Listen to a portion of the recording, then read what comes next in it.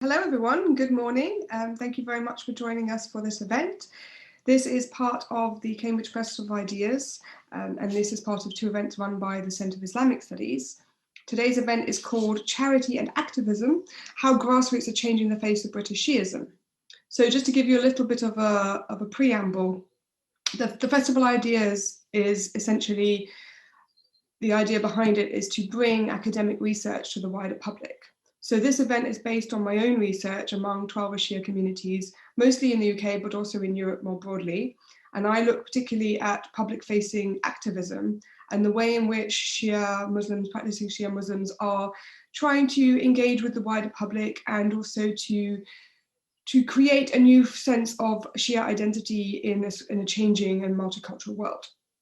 So the impetus behind this event is to question how charity and activism might go hand in hand, especially with religious faiths, and what kind of lessons might forms of Shia charitable activism be able to teach wider society in our hyper-connected and globalized modern world. So we have two speakers today who we're very happy to welcome. The first speaker will be Dr. Rebecca Masterton, and I will introduce her shortly, but I'm just going to do a quick intro for both speakers so that everyone knows who they are before we go into the talks. So each speaker will give about a 10-15 minute presentation, and then we will have time for Q&As. If the wider audience, if you are happy to put questions or post questions in the chat function, then I can moderate the Q&A afterwards, and I will read out specific questions to the speakers. So Dr. Rebecca Masterton, apologies, is a British Islamic scholar, educator, public speaker, academic author, television presenter, and philosopher of Shia Islam. She converted to Islam in 1999 and came to the Shi'i path in 2003. Her interests include the Shi'i roots of Islamic spirituality, comparative literature, colonial history, and modernity. Her most recent book, Shi'a Spirituality for the 21st Century, was published in 2020, and I'm going to post a link to a website where you can buy the book if anyone's interested or find out more in the chat function, so I'll do that while she's speaking. And our second speaker is Dr Mohammedabbas Khaki. He is a trustee and founding chair of the international charity, the Is Hussein Foundation. He was recently voted Doctor of the Year at the British Muslim Awards, emerging global leader by Imperial College University, top 50 influential GPs, and is also a TED speaker. So we have two very, very well-informed, very interesting speakers for us today. And I am going to mute myself and hand the floor over to Dr. Masterton. And I will also, as I said, post the link to her book in the chat function while she's speaking. Thank you very much. Rebecca, take it away. Ooh.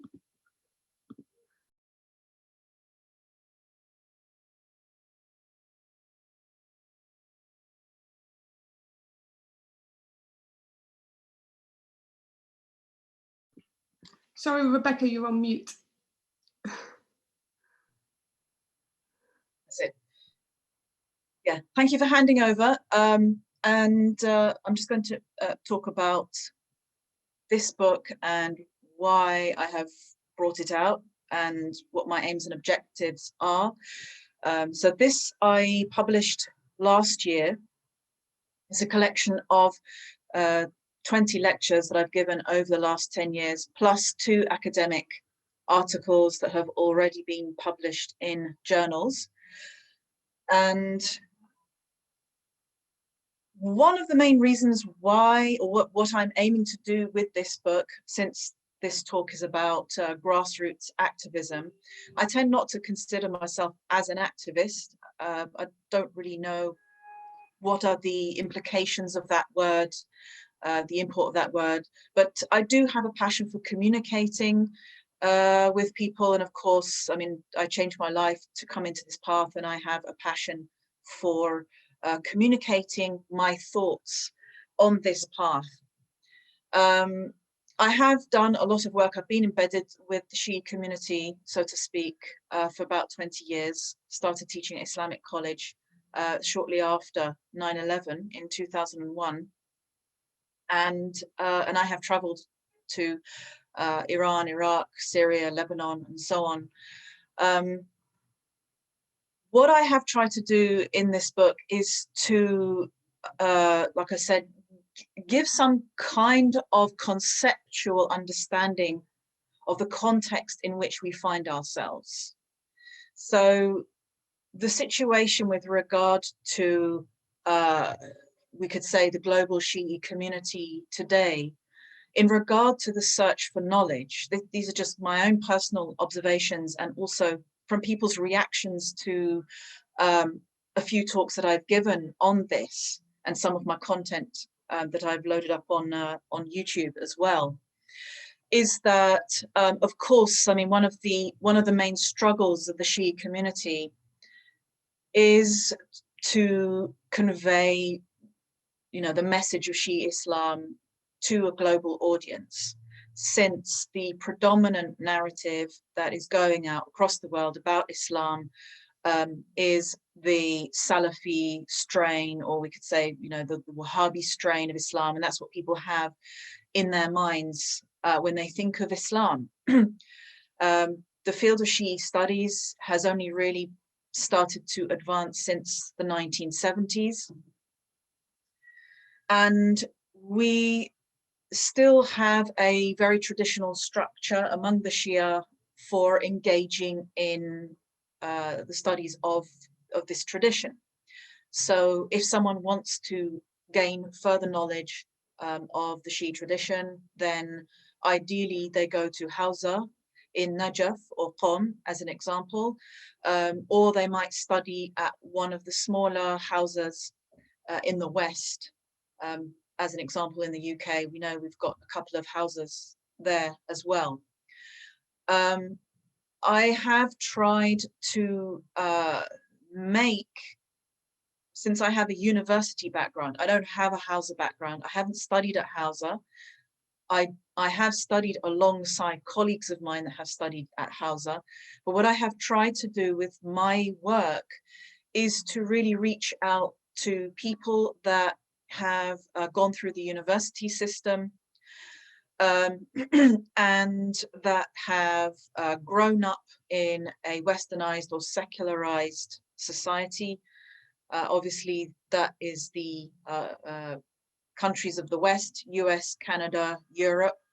Although I would argue that nowadays, this secularized culture that we are grappling with is, I mean, everyone is dealing with that. We have people in Iran, people in Pakistan, Iraq, Lebanon, everyone's dealing with the same challenges to certain classical values that exist within Islam. So we're all dealing with, we could say, a kind of neo-colonial, hyper-imperialistic, corporatized, toxic media, highly funded entertainment industry, and of course, you know, rapidly changing online environment where we see a whole mixture and a whole range of different issues being discussed, and new values, you know, being debated. And so more and more we find that Shi'i Muslims are asking questions about what is our direction, and how can we make sense of the environment in which we live, and how can we move forward? How can we conceptualize and understand who we are within today's world? Because it's very easy just to unconsciously absorb agendas that are put out there in the media. We have different agendas coming up all the time, and often those agendas are pushed upon different communities using a lot of, we could say, emotional blackmail. You know, there's a kind of potential online collective punishment for people that might not fully sign up to the agenda that is being set by other people. From within the Hausa, of course, the Hausa is an environment where we have people who have studied for years and years and years. I mean, it's highly specialized environment. It is classical, it's traditional, and in some houses, of course, there are those who have mastered such fields as philosophy. And from within the Hausa, when it comes to discussing the relationship between the Shi'i world and the secular westernized world, we find that that discussion tends to come out through academic articles that will be published in journals. And they are, again, highly nuanced and philosophical articles that might also still be discussing the Western, philosophical tradition. So we might have from within the Hausa experts who will be discussing Descartes as an example. But what we don't have is a robust response, we could say, from within the Hausa to a lot of the intellectual and psychological and spiritual and political and social challenges that have been put to the Shi'i world over the last century.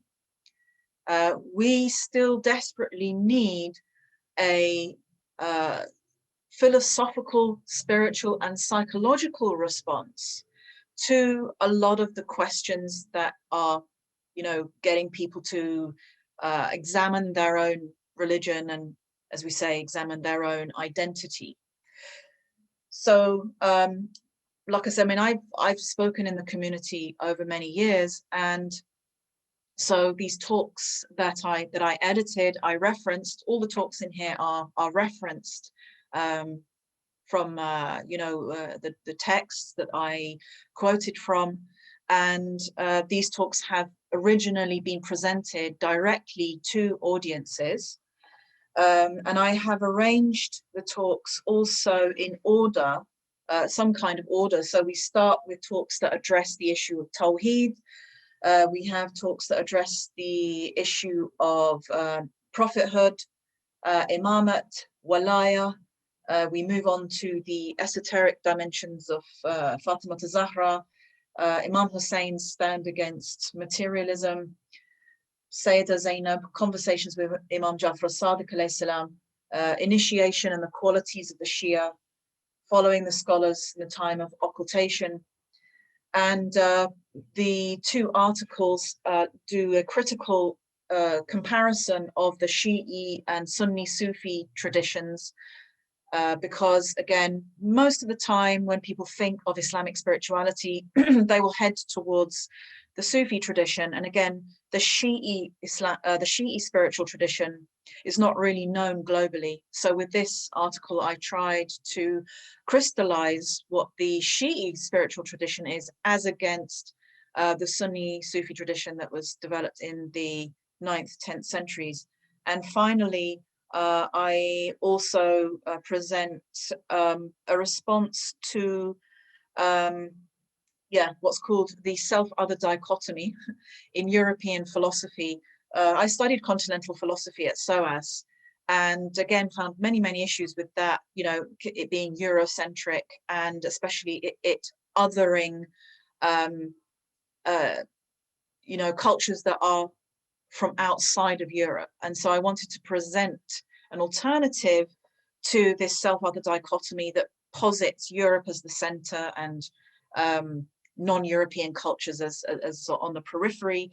And so I wrote walaya as a response to the self-other dichotomy. So I wanted to take the model of walaya from within the Shi'i tradition, which is a central pillar of Shi'i Islam, around which all Shi'a Muslims gravitate, and which has a fundamental spiritual component. And I wanted to posit that as against this kind of secular self-other dichotomy. I don't know if that experiment worked. It was kind of like an experiment in thought.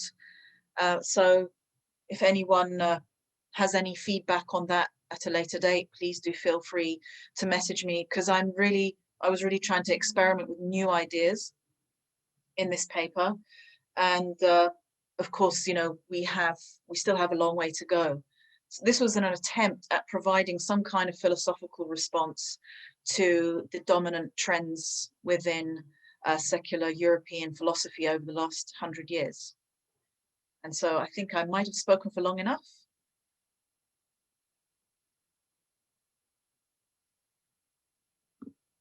Thank you very much, Rebecca. Fascinating stuff, and hopefully lots of food for thought and things that we can pick up on in the Q&A later. So I'm going to hand the floor over to Dr Mohammedabbas Khaki, who I gave an intro to in the beginning, but I will briefly again state that he is he's a medical doctor, and he's also one of the founding chairs of the Is Hussein Foundation. And he's going to tell us a little bit more about that now. Thank you so much. I'm just going to share my screen because I had a little presentation. That was okay. How is that? Can everybody see that? Okay, fabulous. So thank you so much for inviting us to speak today. And as mentioned, I think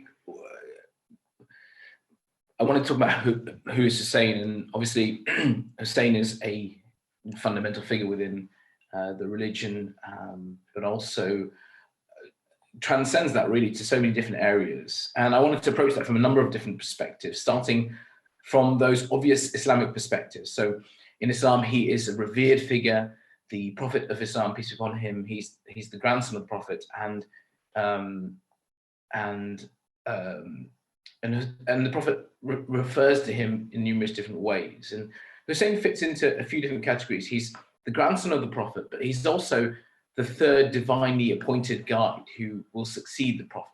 And of course, there's all these mentions that Hussein and his brother are the master of the youth of paradise, or one particular one that stands out is Hussein is from me and I am from Hussein. And these are quite strong statements that the Prophet peace upon him makes that give you some element of his importance. And he's therefore revered within Islam. But from a Shia perspective, he's particularly taken as both a leader and as this Imam guide we've discussed, but also a figure of great inspiration, an elevated soul, a revivalist, and somebody who the Shia often derive their identity from. And I guess the question is why? And it all comes back to this stand that he took on the day of Ashura, an epic stand, ultimately cost him his life, but a stand against the injustice that rippled across society and ended up bringing a moral revolution that overthrew the evil dictator Yazid and brought reform to society. Your almost archetypal classic Hollywood story that actually happened in real life. Remember that commemoration of his tragedy has been upheld for so many years. And the reason why I'm giving you this context is as a context for what happened for us later. So this commemoration takes place and is upheld for many years. The stories, the morals, and the methods in which these are told. You have lamentations, you have music, you have poetry. And these are all things that the Shia youth grow up with and are sort of embedded in their culture and in their schedules. And so they identify as Hussainis. It's a badge of morality, a badge of honor. And they do things that perhaps you would think question their sanity. They may visit him in Iraq, despite, in the middle of ISIS bombing the country, despite the perils that brings. They will constantly commemorate his story in their houses. And in the Arba'in, which is the 40-day commemoration after his death, 17 to 20 million people are recorded to attend. It's one of it's the biggest peaceful gathering of remembrance. And you're crossing sweltering heat, crossing this dangerous terrain, all to attend and say to Hussein in his shrine where he is, and stand and say, I stand with you. I stand with the stand that you made for humanity, that you made for justice, and that's the stand I want to take into my life. And it's an incredible spiritual experience. I've participated, and I know that Dr. Rebecca has done a lot of great work from there as well. So it's an incredible thing. Two more pieces of context I want to add. One is, of course, the final element of the interfaith perspective. Hussein himself within his ziyarah, what we call the way we address him, he is referred to as the son of Abraham, and many of his tenets and the way he lives hark back to Abrahamic beliefs. And of course, he himself has numerous things where he speaks about Jesus and talks about how he mentions, oh, you know, let me tell you about my brother Jesus, and tells about humility and how he lived. So there's this amazing interfaith element to him. But what really makes him special is that stand of moral virtue against oppression really tends to resonate with many things that we see today. It's a little surprise, really, that he's referred to as the light of guidance or the ark of salvation. Many people who are not Muslim find inspiration and positivity from his story. And I think one of the most high profile really is that when Gandhi took his Salt March peaceful protest, he took 72 people on that march in reverence to the peaceful protest that Hussein undertook. So that as a background for who Hussein is how I'd like to start. And then maybe fast forward to 2012, which is a 1400-year fast forwarding. And something happened to me at that point, and a few of us, that really changed our lives forever. It's altered our course and has really consumed us and our every moment since. Back then, I was working as a junior doctor in a central London clinic when my last patient, Marvin, walked in. He had cuts on his hands, he was unkempt, and he looked emaciated. I was concerned for him, but what I learned next shocked me.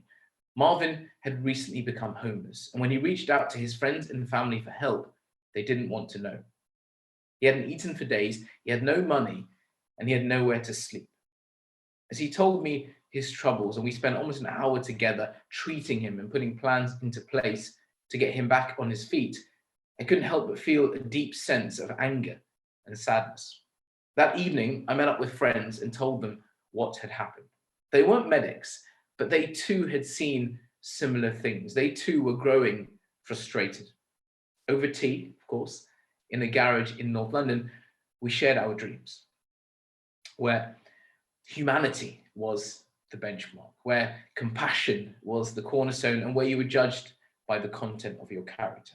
And of course, all of us had this same hero in common, Hussein, that 7th century revolutionary, the man who saw tyranny and injustice had become widespread in his society and was faced with a choice that many of us in this room and around the world all face: the right thing to do or the easy thing to do.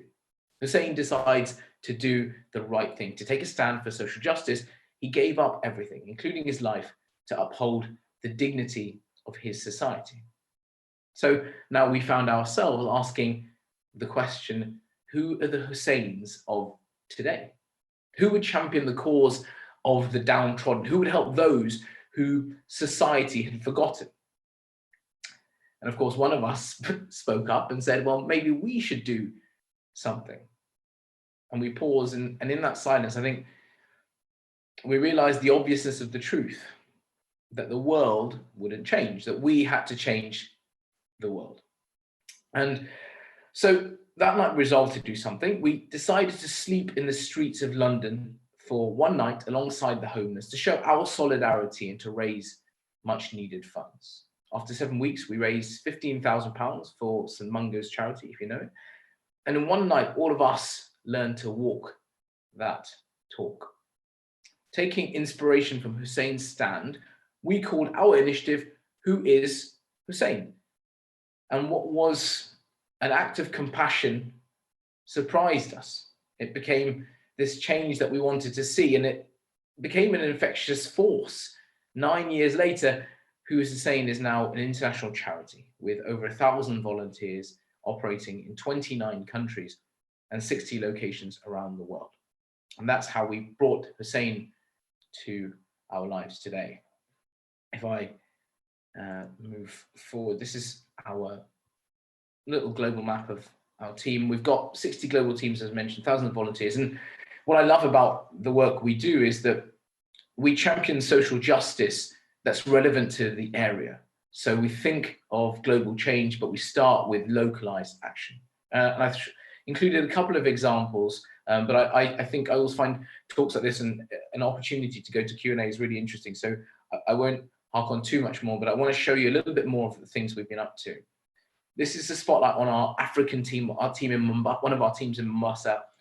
And here we're focusing on homelessness and poverty. And this team is incredible. They've taken that Hussaini spirit, and to do what they can, they are providing weekly breakfast to the street families and street children. They get up at something like 5:45 a.m., which is an ungodly hour, and provide 1,200 meals every month to these families. A team in Auckland, where the environment is a big challenge, have a big environmental focus. They conduct regular beach cleanups, and they've collaborated with other environmental organizations to amplify the efforts. Our team in North America, in Chicago, where child poverty is a big issue, have championed this, and now they provide backpacks and education supplies to underprivileged children. Spotlighting here in the UK, in Birmingham, we've got a team who are just incredible. They do food drives 3 times a week. They've established a food bank, and they've just upscaled their work to have 5 times a week food drives. It's just incredible. In Asia, a review of Kashmir, where blood donation is a big challenge, and many people are requiring blood at very short notice. And our team set up very quick pop-up events to have blood donation to support these people. And of course, in the Middle East, we've got various teams, but just to spotlight Beirut, we all know that there was this horrific explosion in Beirut, of course, and our team have been incredible. They've already rebuilt 45 homes, and they will be back resuming all of that once they've. Sorry, I've just got the chat has just popped up, and I've just checked it, and they'll be resuming that once the lockdown measures have loosened up, and they're able to just start with another 55 homes projected to be rebuilt. Okay. So one of our proudest moments, I think, has really been our response to the COVID situation. And I think many of us felt this was that Hussaini moment. The worst of the worst, the most challenging, difficult situations was when Hussain shone his light the brightest. And I think many of us felt, well, we're in this horrific situation as a global family. Now is the time for us to demonstrate the same Hussaini spirit. And we threw together an emergency global meeting, and our teams responded magnificently, despite having multiple different challenges in different countries and different healthcare systems. The increase in activities was 30%. We had 21 blood drives, we had 91,000 meals provided, and 124,000 beneficiaries of acts of kindness, which was groceries or supplies to families or PPE or water distribution, hygiene, all sorts of stuff. So this was probably the closest we could say to 2021, 2020, Hussainism in action. And these are sort of the high level figures I'll leave you with and move to Q&A shortly, which are 9 years on, where are we? Well, we've gone from 3 or 4 people in a garage to 60 global teams, thousands of volunteers. We've been very humbled to have fed over 500,000 people, 500,000 people. Lives saved has been 23,000 through blood donations, and of course 400,000 plus philanthropic, charitable events, activities, the backpacks, the environmental drives, the food distribution, whatever it would be. And I can see a list here in the notes of things which is so exciting, winter aid, blood drives, orphanages, animal care, period poverty, some really innovative things that are relevant to the teams on the ground.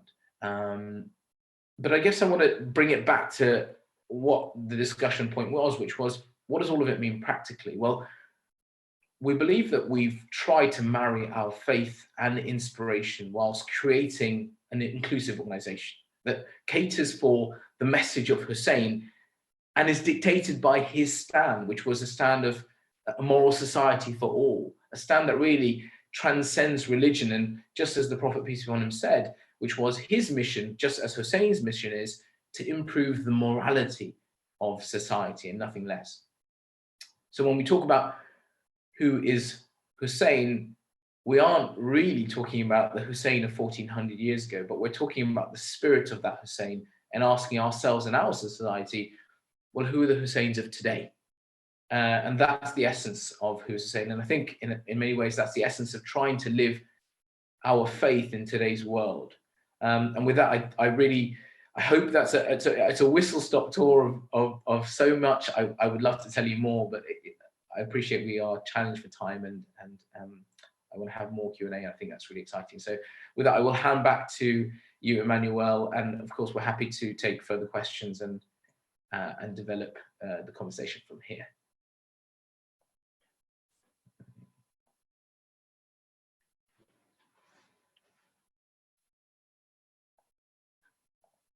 Sorry guys, I pressed the wrong button. Thank you very much, Mohammedabbas, and thank you also to Rebecca. We're going to go to Q&A now, but first I'm going to abuse my position as chair very slightly to ask a question of the speakers. The first question I have is to Rebecca. I wondered if you might expand a little bit on what you were talking about, this philosophical response to continental philosophy, especially in the idea of the wilaya versus the self-other distinction in continental philosophy. I think if you could do a very brief sort of preset of what that means, I think the audience might be interested to hear that. Okay, thank you. I'll try to do my best. So I took actually a book by a professor in Canada, Fred Dallmeyer, who brought out a book nearly 20 years ago called Beyond Orientalism. And what Fred Dallmeyer was trying to do was to go beyond Eurocentrism in philosophical thought in Europe, and of course, you know, in the Americas as well. But what I found in Fred Dallmeyer's book, and so I'm just taking his book as an example of some trends within contemporary European philosophy. These trends have been moving back towards I suppose we could say, the path of seeking self-knowledge, basically moving back towards a spiritual direction.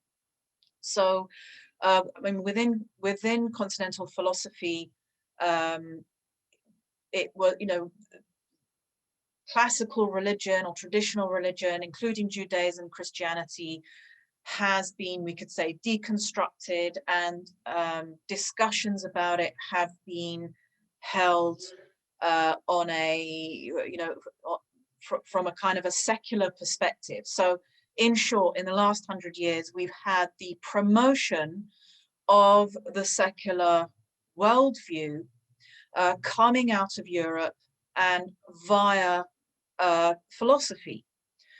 So we might think, well, how is this relevant? I mean, you know, we're talking about philosophy. How does that actually impact on people's lives? But actually it does. When you look at, for example, the key thinkers of West Africa, you know, key people in societies that were colonized and that moved towards decolonization, Asia as well, that really felt the impact of colonization and rapid change with secularization and westernization.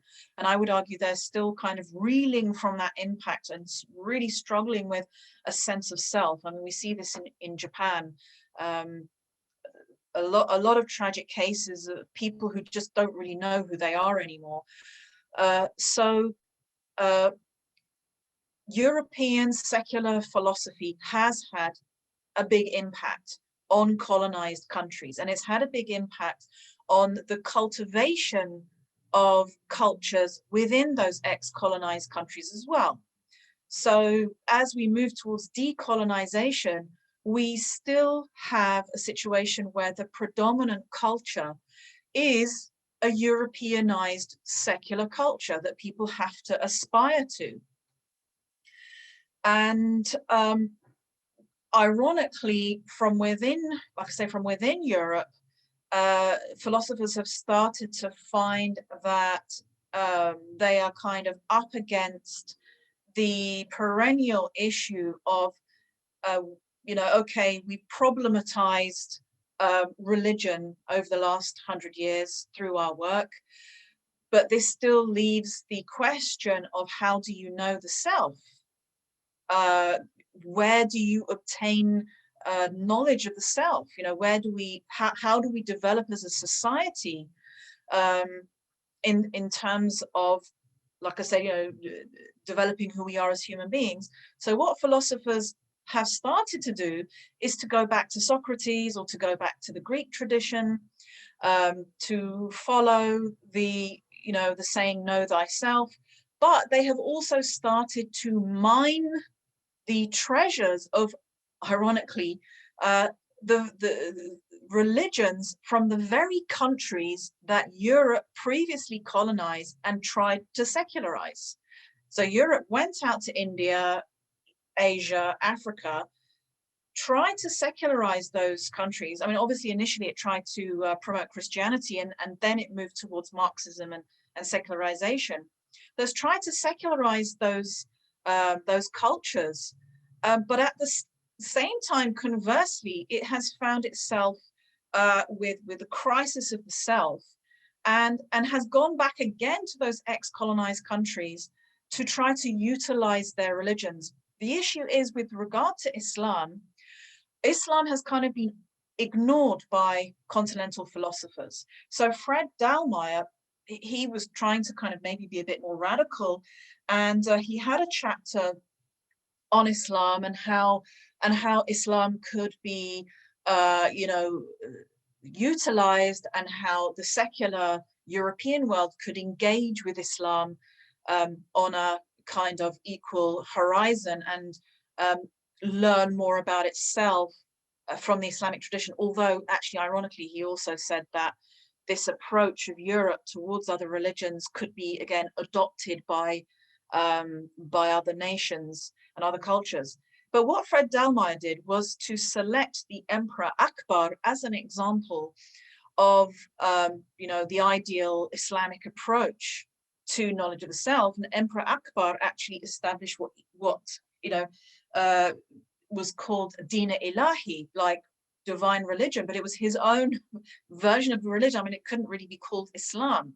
So my issue with Fred Dallmeyer was that, well, you are actually selecting somebody who is ostensibly Muslim, but who still adheres to your secular ideals of kind of, you know, dispensing with the classical tradition and the classical methods of spiritual training, and is mixing up his own kind of version in the name of equality and you know, you know, those kinds of ideals. So I then posited a walaya, mainly again because Shi'i Islam is not referred to, pretty much absent from these kinds of philosophical discussions. So I wanted to put it out there that Shi'i Islam, you know, exists, and that it has this key element within it, which is walaya. And walaya is, it's I suppose we could say it's a structure, or it's a phenomenon coming from the divine, via the prophets, via the imams, down to their Shia and the lovers of the prophet, and even non-Muslims and various other religions as well. So it is a means of gaining self-knowledge. It has its own ethics of brotherhood among Muslims, but also with non-Muslims as well. And it's a classical model of spiritual training and of learning about the self that universalizes humanity in a way that continental philosophy didn't. Continental philosophy, like I said, was still and is still very much fixed on this obsession with self-other, the self, the other, the self, the other. And we're talking about the European self and the non-European other. And I wanted, you know, Fred Delmeyer kind of used the other and tried to integrate the other into the self. What I wanted to do was to just completely bypass the self-other dichotomy and to present another model, which was the model of Walaya. Yeah. Thank you very much, Rebecca. That's fascinating stuff. I've got a couple of questions from the audience here. I'm going to take a couple in turn. I'm going to address a few first to Mohammed Abbas and then also to yourself, Rebecca. So first, Mohammed Abbas, we've got two questions here. One from Sophia Butt, who says, firstly, many congratulations on all the charitable work that you are doing. In your experience in the UK and or overseas, have you noticed many differences in the responsiveness towards your activism by non-Shia Muslims or non-Muslims, particularly in light of discrimination and ignorance or lack of awareness of followers of the Ahlul Bayt? And then shall I leave you with that, or do you want me to ask the other question too? That's fine. We can do that. And if there's one for Rebecca, we can take it in turns perhaps and give each other a chance. So thank you so much for that, those kind words. I think, I certainly think that there has been, of course, an element of, like anything, when you have a buy-in to something, when you have an affiliation with it from your faith or from your experience or from your upbringing or whatever factors that have been in your life, you will have an affiliation naturally with certain things. And that often means that a lot of the proponents or the people who start the work for Hussein may be people who have an understanding of Hussein himself or have an affiliation for him.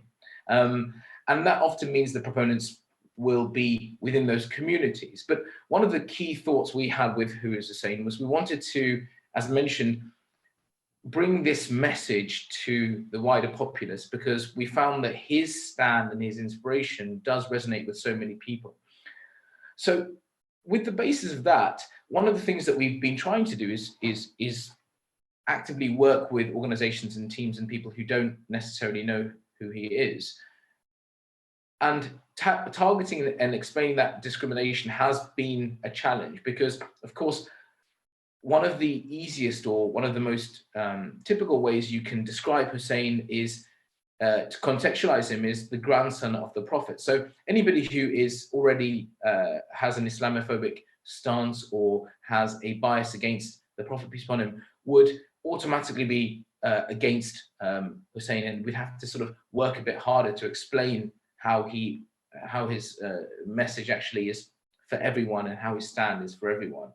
I certainly think that in terms of the lack of awareness, I guess part of the organization's ethos is to bring that awareness about. So yes, we're a charity, but we're also trying to give that inspiration and that awareness to other people. We certainly would say that there has been an element of concern or worry or towards him. People often, it's a little bit like when somebody comes and tells you that a certain religious figure or group is really great. And I think part of what we've seen and part of what we've heard from that is, well, what's the catch?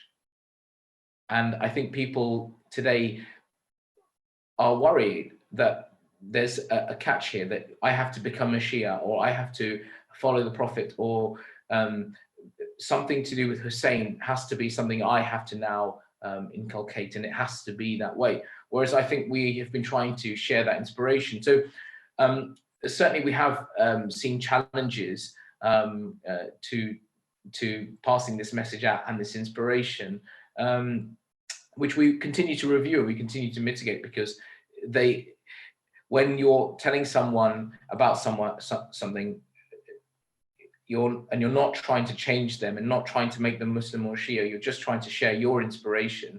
That has been a challenge. The strongest way we have been able to mitigate that has been living those acts and that inspiration ourselves. So by taking his stand and doing charitable work, people say, well, you're not trying to make us a Shia Muslim or whatever, You're just showing your inspiration and facilitating us.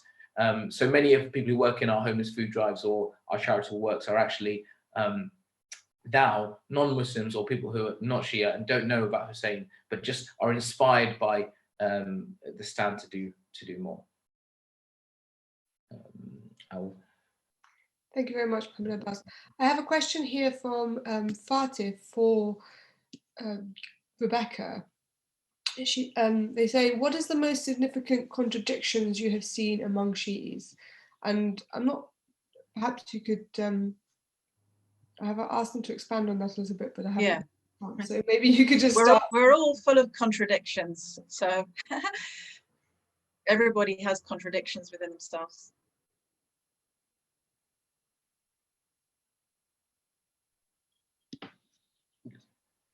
Perfect. There's another question here for Rebecca. It says, there's a lot in common between Sunni and Shi'i spirituality, as the first source for both is the Quran. What would you say are the two main similarities, and what are the two major differences? And that's from Tariq in the West Midlands. Okay. So I've like I said, my paper is in this because when I converted to Islam, I was obviously, I mean, one of the main reasons I converted was because of its spiritual dimensions. And when I initially converted to Islam, I was a kind of Sunni by default, because I didn't know of other different, you know, streams of thought or within Islam. And so naturally I gravitated towards Sufism, and there are many publications on that. I mean, the Sunni community is very much ahead on producing beautiful texts on classical Sufi texts. I came to the Shi'i path in 2003, and studying the teachings of the Imams of the Ahlul Bayt, alayhim salam, I started to notice that a lot of what I had read within Sunni Sufi texts was actually elaborated in much more detail and with chains of narration in the Shi'i hadith collections. And particularly, I mean, one thing that Sufism and Shi'ism kind of superficially has in common, again, is this phenomenon of walaya, which is difficult to explain in terms of what it means. It can mean loyalty, closeness. It comes from the root word to be close to, and it entails a relationship between the divine and between the follower.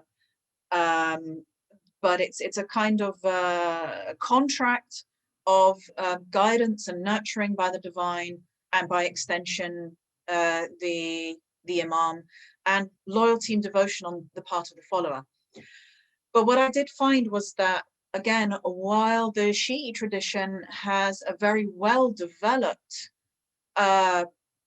understanding of walaya, again, in the Sunni Sufi tradition, it's kind of like derivative. And I mean, we can see clear borrowings when you look at, for example, the work of Hakim Tirmidhi in his work Sirat al-Awliya, or the concept of sainthood, that the content of his book is virtually word for word the same as what you find in Khulaini's Al-Kafi.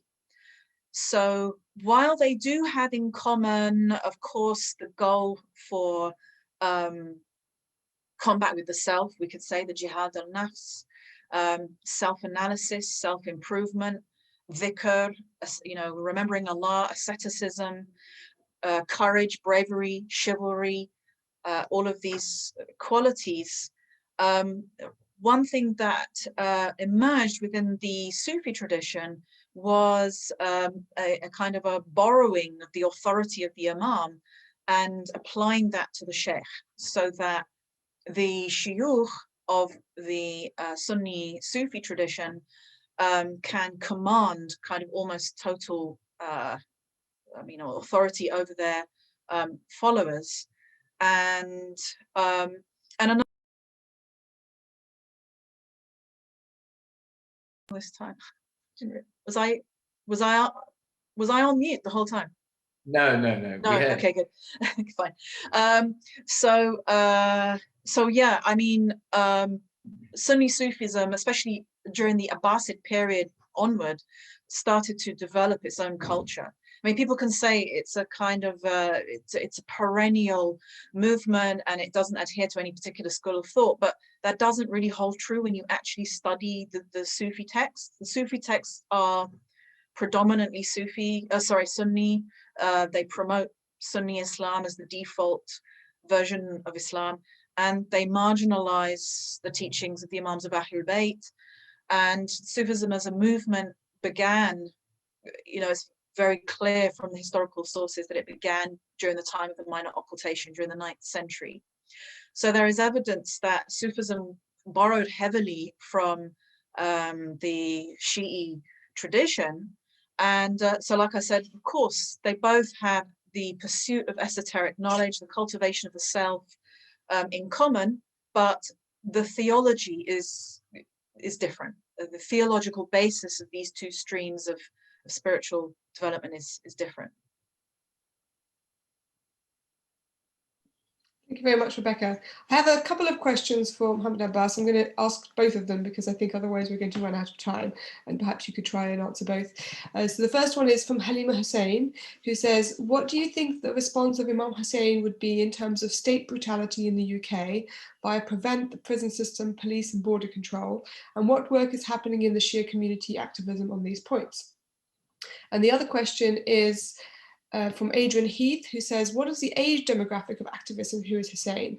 Is it an organization that has more traction amongst the youth, or is it seen as a celebration of identity rather than being part of an undistinguished generalized perception of Islam in, say, the UK? So that's one question about what you think Hussein's response would be to UK government brutality, and the second one is about the demographic and whether it's more of an identity trying to distinguish itself from a wider perception of Islam. Lovely, thanks. And I can see Halim's asked other really interesting questions, so it's really great. I'm going to try and be as succinct as I can be, because I appreciate we are pressed for time. I think in response to sort of what the first question from Halima, yeah, of course, Shia activists are involved at every level around civil liberties, and that includes governance as well as structural inequalities and grassroots communities work. And of course, the challenge really for Is Hussein and the organization has been, there are so many different elements of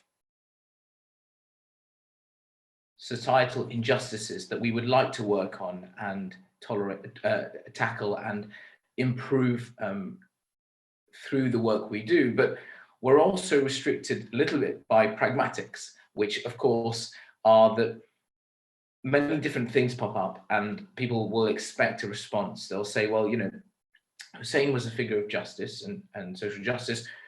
As an organization that represents that, we would love for you to also respond. We would expect you to respond. And frustratingly for us really is that it's just not feasible at this stage for us to respond to every single event that's occurring. Purely mechanistically, things happen around the world, different timelines, and I think you need to make sure that it's considered and responses should be appropriate and all of the different elements. What I like is that those thoughts and discussions are happening.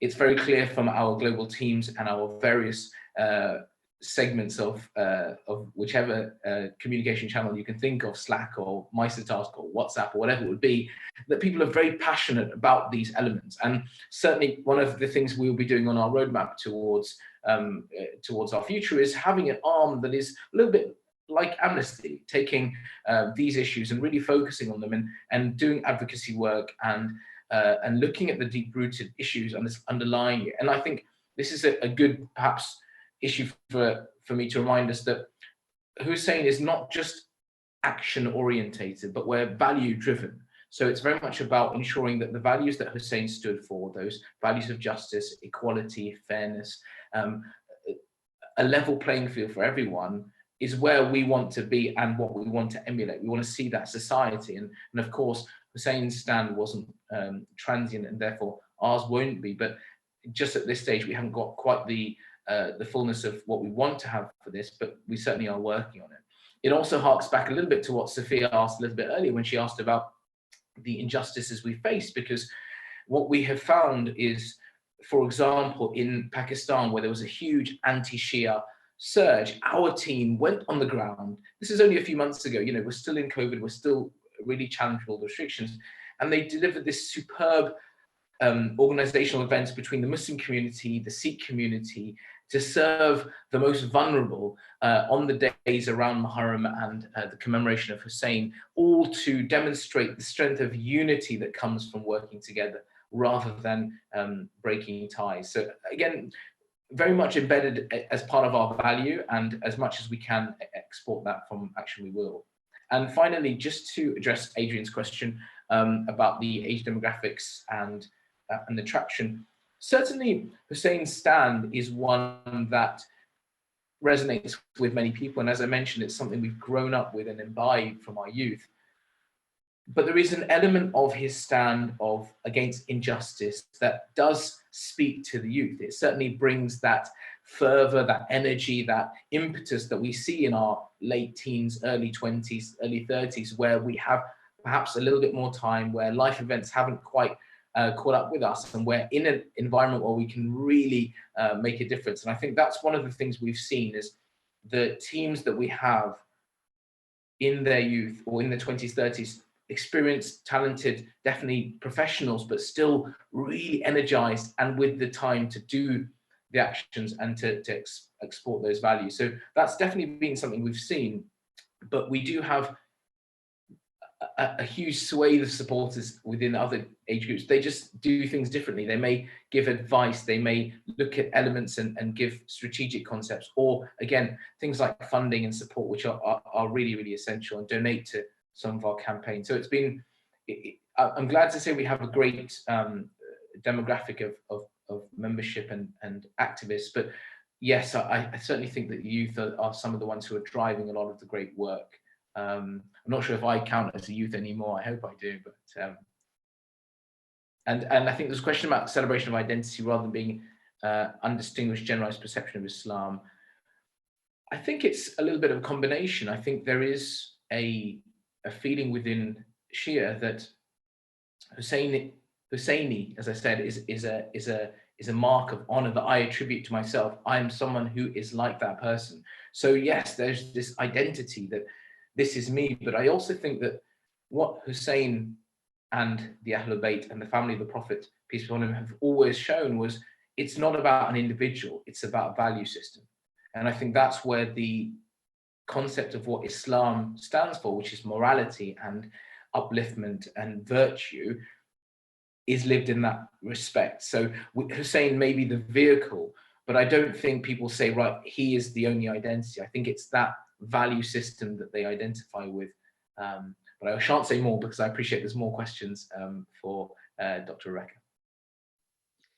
Thank you very much. I think we have one more question for Dr. Masterton, unless anyone else posts some in the meantime, which is also from Halima Hussein, who says, I often find in Sunni spiritual spaces, the patriarchal structures are overwhelming. Could you speak about the role of women in the Shia spiritual path, both in history and in modern UK context? And she qualifies this later to say that she says this as a Sunni woman.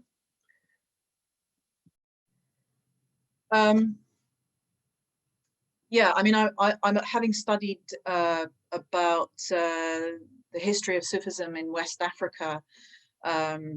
As an example, ironically, one would think, I mean, Sufism or Sufi culture has been generally promoted in the media as being the kind of the cuddly aspect of Islam that everybody can, identify with, and that, it's a natural environment to promote, I suppose, more liberal values, so to speak. But actually in West Africa, ironically, when Salafism started to make inroads into Nigeria and Senegal and places like that, it was Salafism, the Salafi movement, that offered women a more inclusive role in their societies. The Sufi structure excluded women. It excluded women from mosques and from having a particular status from within the tariqah, whereas Salafism did not have the structure of a tariqah and allowed women to be, again, educators and teachers, like I said, and participate in their society. So Sufism is certainly not, the Sufi culture is certainly not the kind of soft, cuddly aspect of Islam that many believe it to be in the West.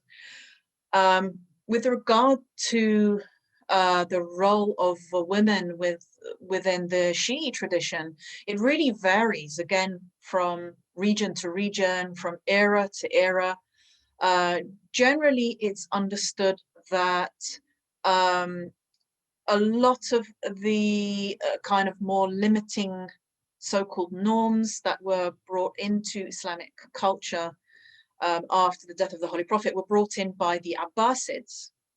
And we do have a kind of, around the 9th, 10th centuries, a kind of gradual not merging together, but a closer coalescence between those that were developing the Shi'i tradition and those that were developing the Sunni tradition. And so, whereas perhaps before, in the time of the Holy Prophet, women, Lady Fatima Zahra, Lady Khadija, Sayyidah Zainab, as an example, were highly revered and respected. They were active participants in the movement of the Ahlul Bayt. They supported the Imams of Ahlul Bayt alayhim salam. They sacrificed their own sons, they sacrificed their lives. They were known as educators, and Sayyidah Zainab was the one who transmitted the narrative of Karbala very early on, from after the time of Karbala. And there is more research being done now on female Shi'i scholars. That said, I would say that historically, Shi'i female scholars have still been marginalized to some extent, like Sunni female scholars have. So we need to have research to continue to be done within the Shi'i tradition. Moving along to the 20th century, 20th and 21st century, again, it really depends upon the class of the woman. I mean, the Muslim world is still very much driven by class.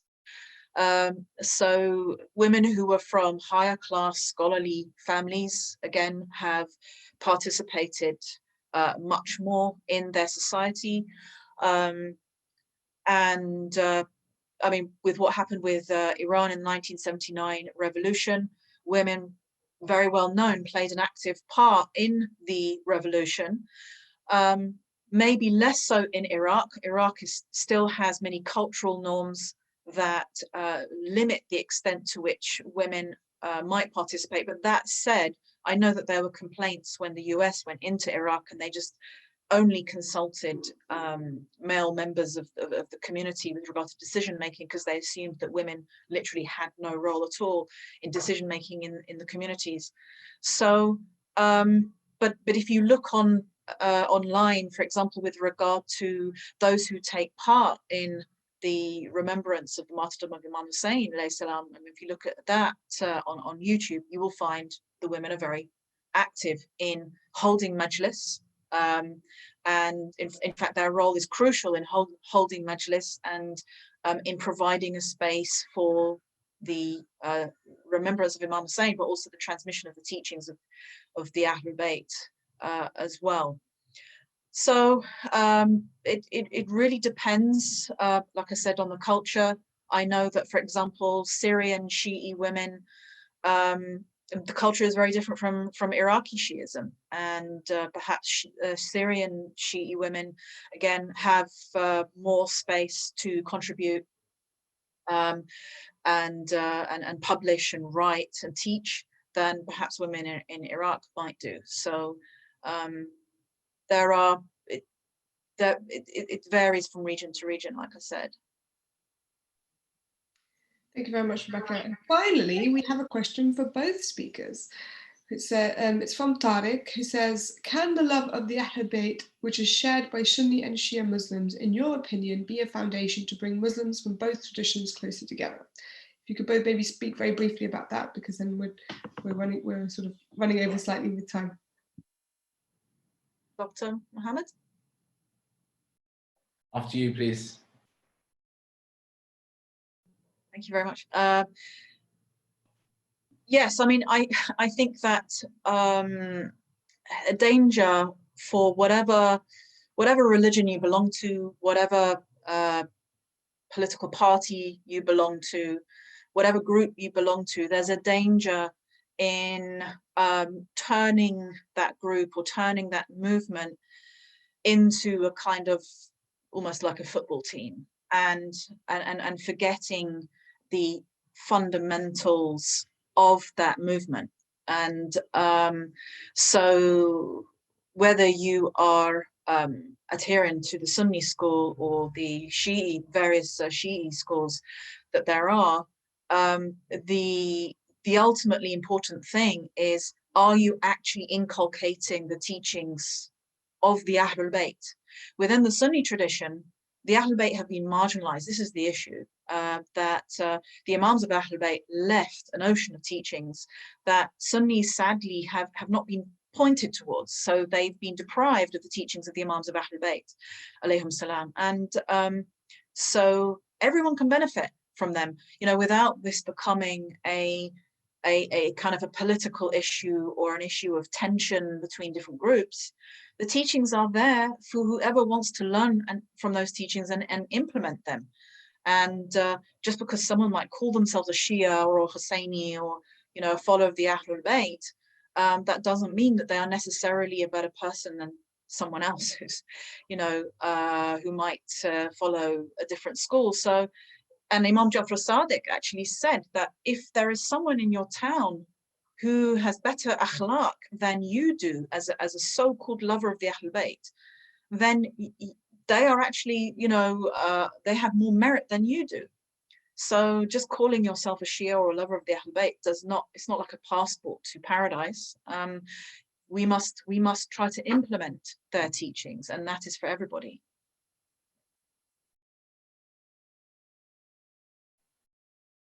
Yeah, I'd love to echo some of what Dr. Masterton has said. I also think that one of the things that I loved when I was once told about Hussein and the Ahlul Bayt, peace be upon them all, is people would say, look at Hussein, or look at Ali, or look at Fatima, look at these individuals. And then they would say, but look at where those individuals are looking. And I said, what? I don't understand what you mean. And they'd say, look at who and what they're looking at.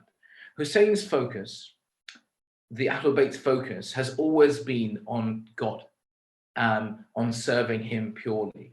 And a lot of times we conflate the concept of an individual or a family or heroes or leaders that we admire and want to be like, and forget that their overall mission is God and serving God.